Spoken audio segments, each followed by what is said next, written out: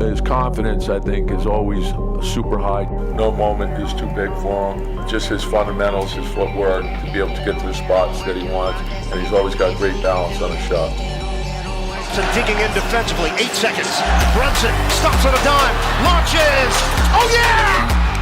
Jalen Brunson buries it. Knicks lead by 3. Madison Square Garden doesn't tolerate maybe. In New York, you're either real or you're temporary, and the space between those two outcomes is where careers go to die. For years, the Knicks lived in that space. Flashes of talent, short bursts of belief, then the same ending. No closer, no clean identity, no reason for the market to trust the next plan. Then a 6'2" guard with an unglamorous draft slot, an unbothered face, and a footwork package that looks like it was engineered in a lab, walked into the loudest basketball city on earth and did something rare. Jalen Brunson didn't just play well. He rewired the Knicks operating system. He changed how opponents defended them, how teammates behaved late, how executives evaluated risk, and how the organization sold its future to fans, sponsors, and itself. This story isn't underdog makes good. It's the anatomy of a franchise-level pivot. How one player's specific skill set, pace control, paint touch, foul pressure, and end-game decision-making altered corporate trajectories, market perception, and financial survival in a league where relevance is the first revenue stream. Because for the Knicks, Brunson wasn't a signing. He was a reprice. To understand why Brunson matters, you have to understand what New York does to a franchise. The Knicks are not just a team. They're a publicly visible product inside a premium entertainment asset. Before they had Williams on it. The former teammates. Brunson fires for Let's take a look at Brunson's. The building prints attention, but attention without credibility becomes noise. Tickets sell, yet belief doesn't compound. That's the danger. When the market watches you, but doesn't invest emotionally. When every rebuild feels like content instead of progress. The Knicks needed a player who could convert attention into trust. Not a poster, not a quote machine. Someone who could reliably solve the last 5 minutes. The part of the sport where reputations are born and payroll decisions get justified. Brunson arrived with 2 championships of college pressure in his bones and a style that looks slow until you realize the defense is the one who can't breathe. What follows is a forensic breakdown of how Brunson became a stabilizer. The chain reaction from his Dallas exit, to the skepticism around his contract, to the proof under playoff stress, to the moment the Knicks stopped feeling like a brand searching for a team and started feeling like a team worthy of the brand.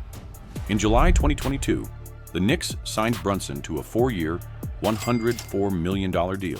Jalen Brunson isn't the answer! It's an awful idea. And for what? To go all in hopes of signing Jalen Brunson? And I worry that they're gonna look at Jalen Brunson and they're like, wait, we spent $27 million a year on this? And by the way, he's not a 1. I'm not even sure he's a real 2. I don't love the Jalen Brunson signing. I think it's too much money. And I think if anybody screams potential bust in this class, to me, it's Jalen Brunson going to the Knicks. I mean, Kevin Durant is playing basketball in New York City, and you're just like talking about, can we get Brunson? The Knicks are acting like he's KD. I'm going to repeat, Jalen Brunson. I guess, people are going to say just do what they want, but at the end of the day, the beauty about him, he doesn't care about what other people say. On paper, it looked like a big market team paying starter money for a player many labeled good, not great. That's exactly why the deal was strategic. The Knicks weren't buying a highlight. They were buying probability. A franchise's biggest cost isn't overpaying by a few million.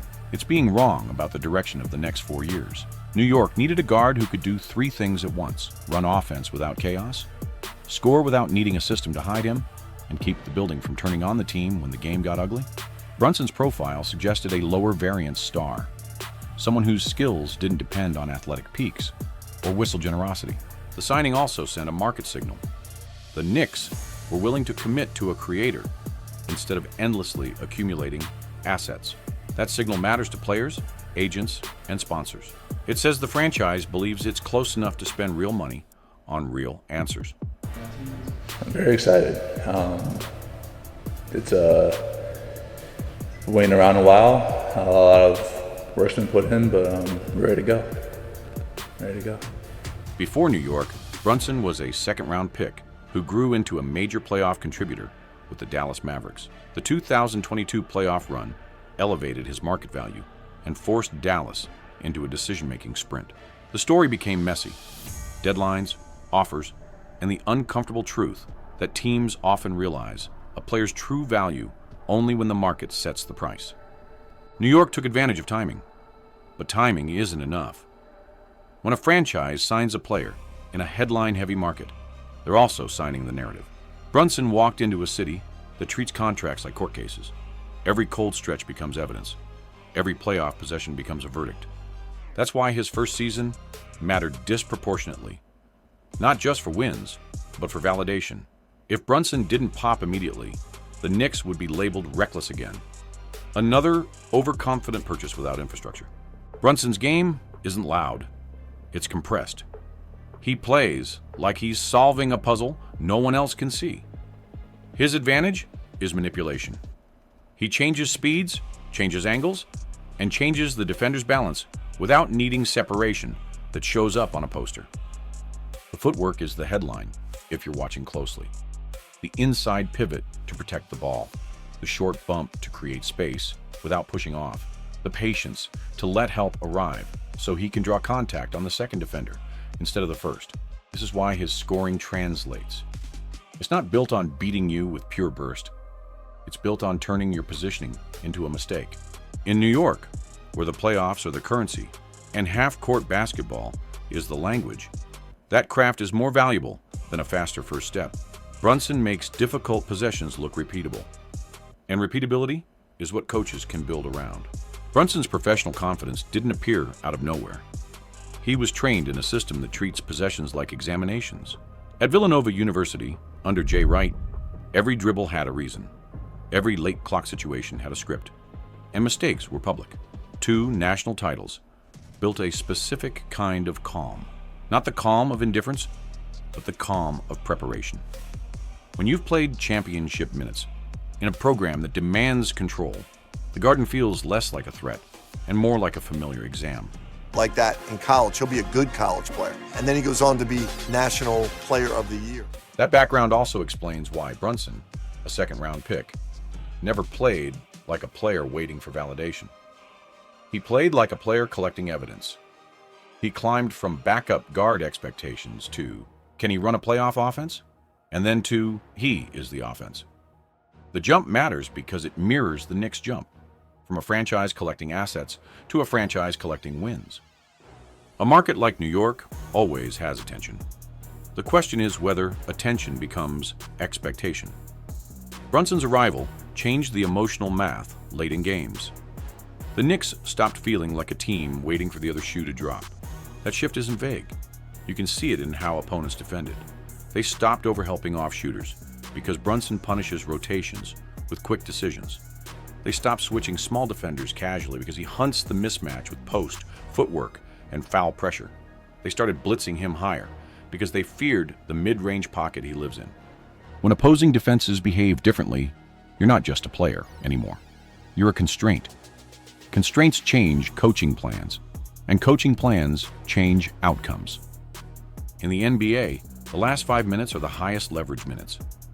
They decide playoff series, narrative momentum, and revenue spikes. A true closer reduces variance. That reduction has economic value. It stabilizes win totals, increases postseason probability, and makes the organization easier to sell to a skeptical market.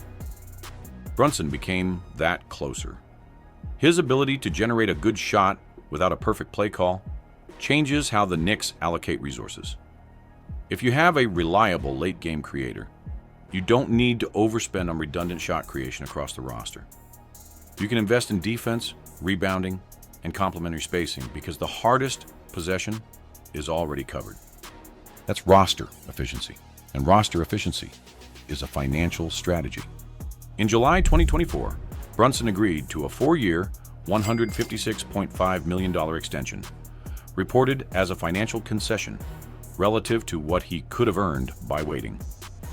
Whether you frame it as sacrifice or timing, the effect was the same. It increased the Knicks' roster flexibility. Flexibility is optionality. Optionality is power. It lets a franchise respond to opportunities without panic. It's the difference between being forced into a trade and choosing one. Brunson's extension wasn't just a contract. It was a signal to the entire market that the Knicks were operating like a serious contender, aligning incentives between star and team rather than playing chicken with cap space. For New York's brand, that matters. Fans don't just buy tickets, they buy a direction. Brunson's extension told them the direction was stable. Brunson's extension was widely described as leaving money on the table to help the Knicks compete. Inside a locker room, that kind of move changes the social contract. It tells everyone else that excuses are expensive, and commitment is the standard. That doesn't guarantee chemistry, but it removes a common poison. The feeling that leadership is asking teammates to sacrifice while the star maximizes every dollar and every headline. In New York, where narratives become identity, that concession also shifted the story of the Knicks from big market chasing stars to star-choosing structure. That's a reputational upgrade that affects free agency as much as any cap sheet. Regular season production can be contextual. Playoff production is forensic. In the 2024 playoffs, Brunson averaged elite volume scoring with heavy minutes, proving his style could survive the tightest scouting. Plays on the defensive end on the glass as Brunson splashes in another. Hart finds Brunson. Brunson Euros and floats it home. Jalen Brunson. This is the moment a franchise's internal thesis becomes externally undeniable.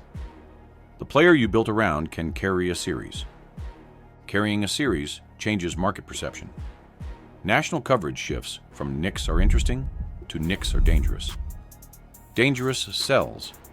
Dangerous attracts. Dangerous gives management more time and more trust to keep building. Small guards historically get hunted in playoff defense. Brunson's survival is the way he hides in plain sight. He's strong enough to absorb contact, disciplined enough to not gamble, and smart enough to anticipate actions early. Offensively, he flips the size disadvantage into leverage by dragging bigger defenders into space and punishing them with pace changes. This matters because it changes what type of team New York can be. With Brunson, the Knicks can survive in half-court rock fights. They can survive when threes don't fall. They can survive when the whistle dries up. Those are the games that usually expose regular season stars. If a franchise is a performance car, stars aren't always the engine. Sometimes the biggest upgrade is the chassis, the rigidity that keeps everything stable when speed increases. The Knicks for years had moments of horsepower, but the platform flexed under stress. Late game turnovers, rushed shots, emotional swings. Brunson functions like chassis reinforcement. He tightens the steering. He reduces body roll. He makes the team predictable in the best way. Their offense doesn't melt when the pressure spikes. That mechanical stability lets other parts of the roster matter more. Defenders can defend, shooters can shoot, bigs can screen and rebound, because the structure isn't collapsing. That's why his impact feels larger than his size. He changes the platform. The Knicks are a unique economic asset because the venue and the city amplify everything. Forbes valued the franchise at $9.75 billion as of October 2025. In that environment, stars aren't just performers. They're trust mechanisms. Brunson's style is a trust mechanism. He plays with control that calms the market. He speaks with consistency that lowers drama. And crucially, he delivers in the moments New York remembers. When a player becomes New York proof, the franchise's brand becomes easier to monetize with confidence. By the 2025-26 season, Brunson wasn't just a leader in name. He was producing at an all-NBA level, around 27 points per game with near 6 assists, with efficient shooting for a high-usage guard. What matters isn't the ranking on a leaderboard, it's the repeatability. The Knicks can now count on a baseline of creation every night, which keeps them relevant through injuries, schedule compression, and the natural variance of a long season. Even in late January 2026, game reports still describe the same pattern. Brunson closes, the Knicks pull away, the opponent runs out of answers. That kind of consistency is what turns a good season into a multi-year identity.